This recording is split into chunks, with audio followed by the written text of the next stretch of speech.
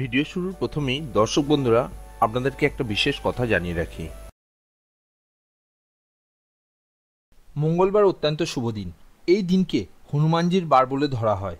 মনে করা হয় এই দিন কোনো প্রাণীর হত্যা করা খুবই অশুভ, এতে পাপ বাড়তে থাকে। তাই মঙ্গলবার আমিষ খেতে নিষেধ করা হয়।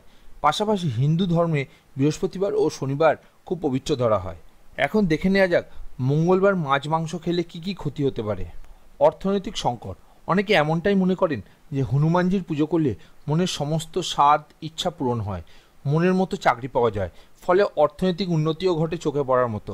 কিন্তু সপ্তাহের এই বিশেষ দিনে আমিষ খাবার খেলে হনুমানজি বেজায় ক্ষুণ্ণ হন। তাই অর্থনৈতিক সংকট বেড়ে যাওয়ার প্রবণতা দেখা যায়। মনের জোর কমে। নিয়মিত হনুমানজির পুজো করলে মনের জোর বাড়তে শুরু করে, সেই সঙ্গে আত্মবিশ্বাসও মারাত্মক বৃদ্ধি পায়। তাই তার আশীর্বাদ পেতে গেলে মঙ্গলবার আমিষ খাবার ত্যাগ করতেই হবে। পরিবারে অশান্তি। শ্রী হনুমানের আশীর্বাদ লাভ করলে পরিবারে সুখ সমৃদ্ধির ছোঁয়া লাগে, কিন্তু মঙ্গলবার যদি মাছ মাংস খান তাহলে কিন্তু এর উল্টোটাই ঘটনা ঘটতে শুরু করে।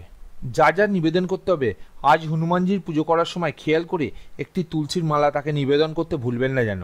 সেই সঙ্গে একটা লাল পতাকা যাতে শ্রীরাম লেখা রয়েছে তা দেবের সামনে রাখতে হবে। এছাড়া বজরংবলীর পুজোয় কমলা, সিঁদুর, জেসমিন তেল আর লাল মিষ্টি অবশ্যই দেবেন। সপ্তাহের বাকি দিন: সোমবার হলো শিবের দিন, বুধবার হলো সিদ্ধিদাতা গণেশ, বৃহস্পতিবার সাই বাবা এবং ভগবান বিষ্ণু ও মা লক্ষ্মী, শুক্রবার মা লক্ষ্মী, সন্তোষী মা এবং পার্বতী, শনিবার শনিদেব এবং হনুমানজি এবং রবিবার হলো ভগবান রাম এবং সূর্যদেবের দিন। তাই আপনি যে দেবদেবীরই পুজো করবেন সেই দিন নিরামিষ খেলে ভালো ফল পাবেন।